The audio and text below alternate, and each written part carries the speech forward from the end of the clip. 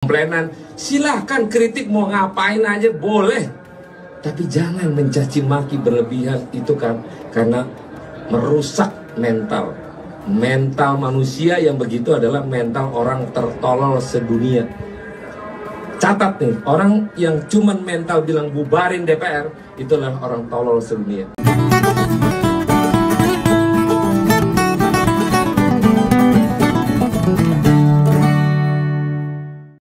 Hari Senin yang lalu memang terjadi demo gede-gedean di DPR, dan Ngompol tidak ngebahas secara khusus saat demo dijalankan.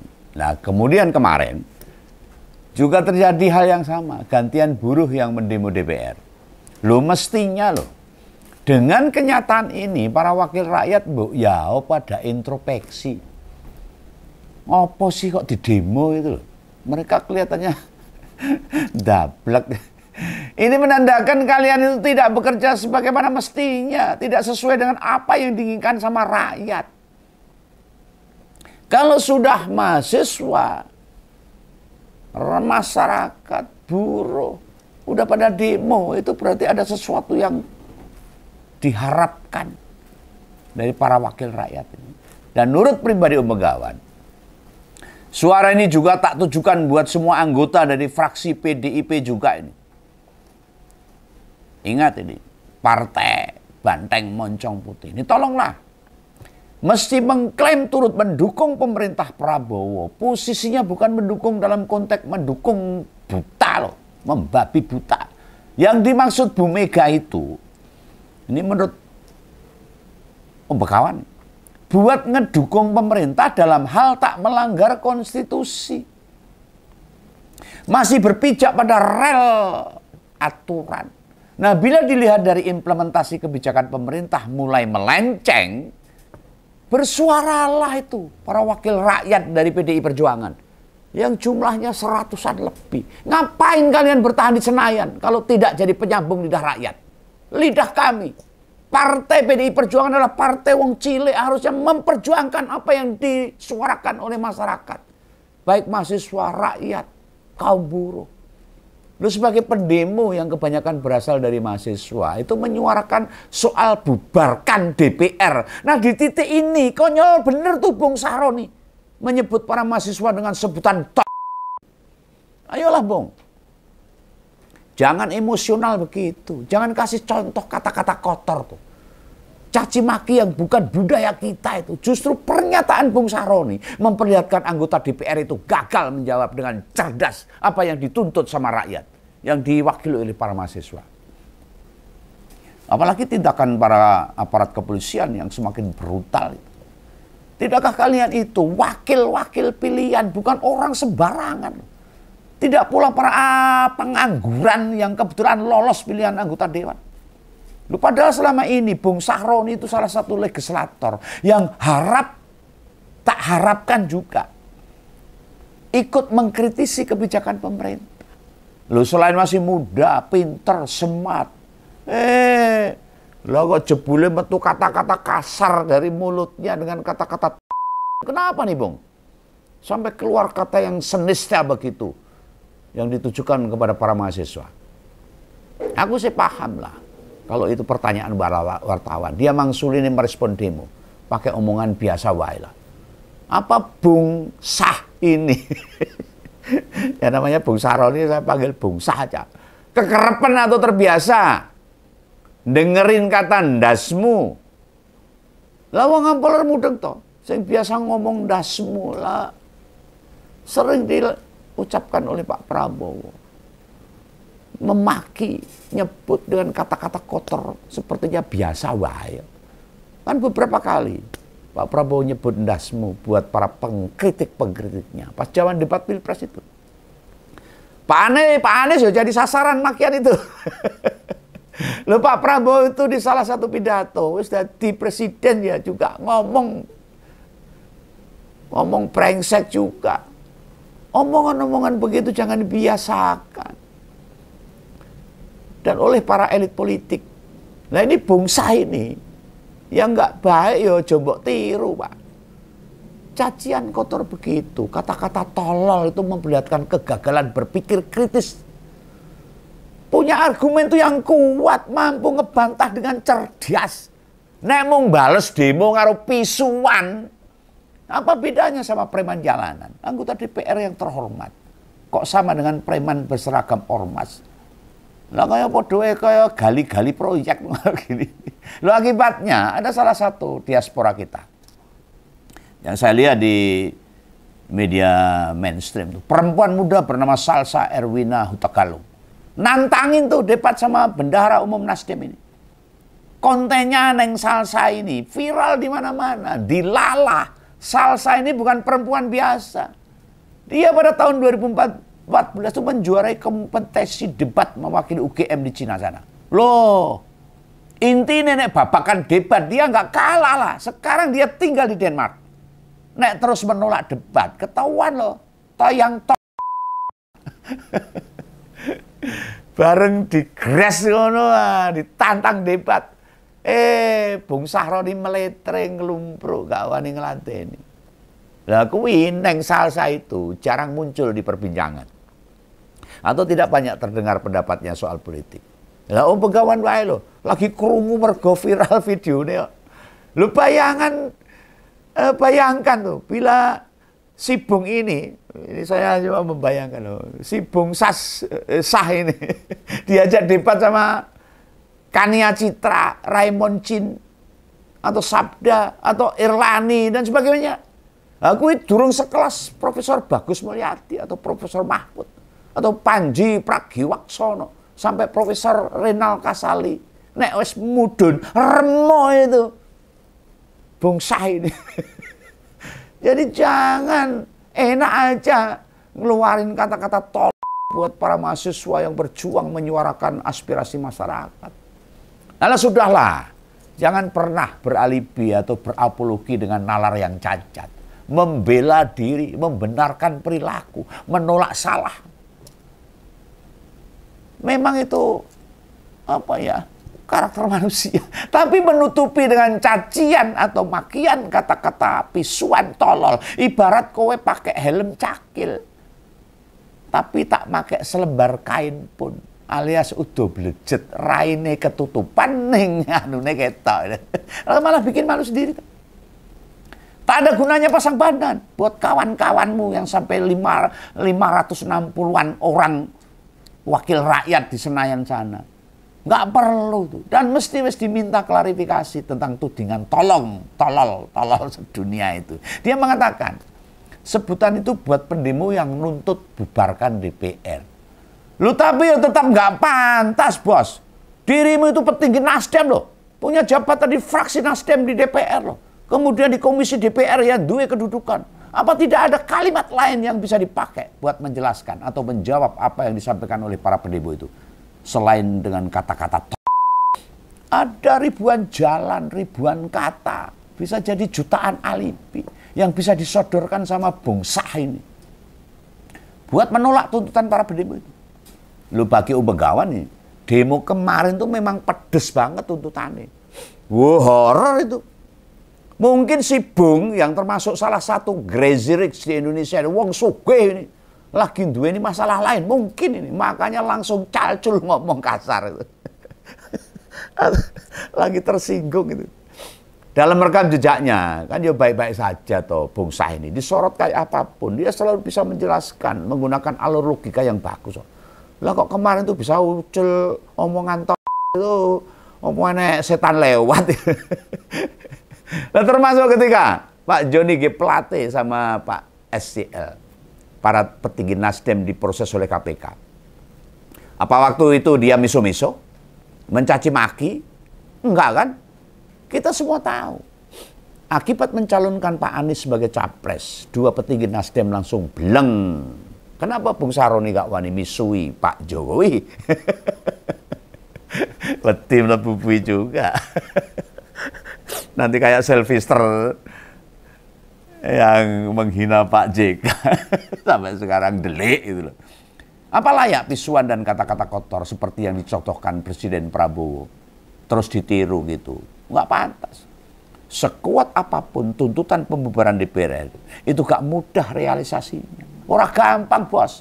Proses dan tahapannya juga duo. Sedowo pengusutan kasus dugaan ijazah palsunya Pak Jokowi. Orang rampung-rampung. Padahal gampang kuwi. Tunjukkan aslinya selesai. Apa ora malah jelek kabeh. Kecuali kalau Pak Prabowo setuju dekret presiden kayak zamannya Gus Dur lah, kuwi DPR bubar. Pertanyaan pentingnya, masuk akal enggak presiden ngeluarin dekret? Durung tekan ngono belum. Apa ketua umum Gerindra punya mental bubaran DPR? Enggak punya. Lawang lebokne selfister sing bul bui dilebokke penjara harusnya ketangkep ae rawani yo. Mau bubarin DPR. Yang beginian rakyat yang ngerti, ya mudeng. Ngapain Bung Sahroni seemosional itu? Profesor Mahfud sendiri sampai bilang, lebih baik punya DPR yang buruk dan partai jelek daripada tidak. Apa berarti Profesor Mahfud masuk angin? Tidak, sama sekali enggak. Om Bengawan sih paham konteksnya dan tentu setuju dengan pernyataan Profesor Mahfud ini. Secara simpel begini loh. Lawong seh koyong ini wae. Ada DPR, pemerintah masih semuanya sendiri kok. Masih banyak yang ditemukan kebijakan-kebijakan pemerintah yang nggak pro rakyat kok. Mantan presiden saja dinilai masih cawe-cawe loh. Masih iso ngawat-awut permasalahan kebijakan pemerintah. Gimana negara tanpa DPR? Siapa yang percaya ada DPR dibubarkan Indonesia lebih baik? Atau anggaran yang semula buat DPR kemudian dialokasikan buat rakyat? Enak DPR karo ora podo wae. Artinya begitu.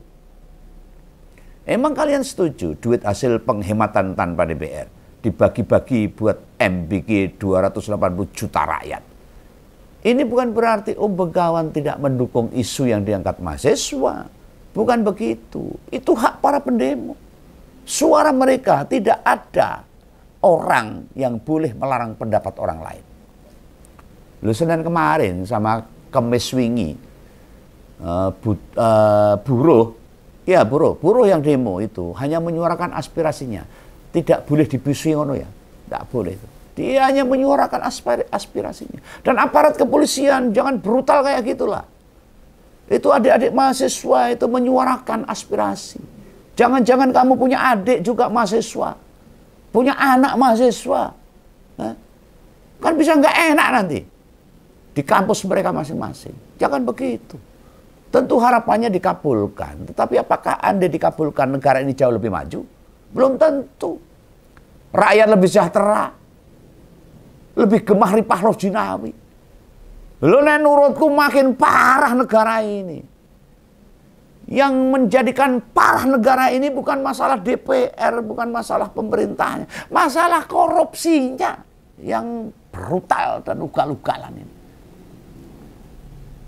Lawang sing merintah sekarang ini, Pak Prabowo itu tidak punya visi besar untuk mencapai Indonesia Maju 2045. Ditambah ada kemudian DPR dibubarkan misalnya. Terus ngebahas rencana undang-undang sopo. Nah malah ciloko itu. Jawab aja dengan cerdas itu, Bung Sahroni itu. Rakyat kritis atau bersuara dikit, kok langsung ditangkap aparat? Kenapa tidak dijawab dengan kalimat-kalimat yang cerdas dan memberikan contoh teladan yang baik buat generasi muda ini? Malah digebuki, dijotosi. Kepolisian itu maunya apa? Kepolisian itu kan mengayomi. Harusnya bersama rakyat, mengawal rakyat. Jagani rakyat, bukan malah mentungi. Loh, bahwa isu pembubaran DPR sebagai aspirasi, ya silahkan. Ini persis sama isi surat para purnawirawan TNI itu. Yang meminta pemazulan Gibran. Apa berani Bung Sahroni meneriaki mereka dengan kata-kata yang sama? Ayo, wanilah. Lihat tuh cara Bung Sukmi Dasko menjawab elegan suara-suara pendemo. Dia beneran mampu bermanuver lebih cantik sebagai seorang petinggi negara, seorang pejabat yang dihormati. Melihat demo sebagai sesuatu yang alamiah, yang biasa saja di sebuah negara demokrasi. Tidak perlu merasa antipati. Sekali lagi kepada aparat kepolisian yang menjadi pengayom rakyat. Anda ini mengayomi rakyat loh, menjaga keamanan rakyat. Loh kok malah gebukin, gajul, jotosi, nendang dan sebagainya. Apa karena sudah emosi, kesel itu loh. Anda itu digaji oleh pajak rakyat kok malah Anda itu nyiksa rakyat loh. Piye karepe lho. Lho pesan Ketua Harian Gerindra. Sing penting gak rusuh. Itu Pak Sudmidasku itu. Atau tidak anarkis. Bener. Nah dilala demo Senin jadi rusuh. Nggak tahu akibatnya apa. Ada mobil mewah milik Lurah Jakarta yang dirusak massa. Terus ada juga korban luka. Baik dari aparat atau pendemo. Ya itu konsekuensi. Ada yang bilang para pelajar pada dimobilisasi buat ikutkan turun ke jalan. Kan gampang provokasinya. Loh kita sama-sama tahulah, para Gen Z sama Gen Alpha yang masih sekolah menengah turun ke jalan ya karena punya sikap.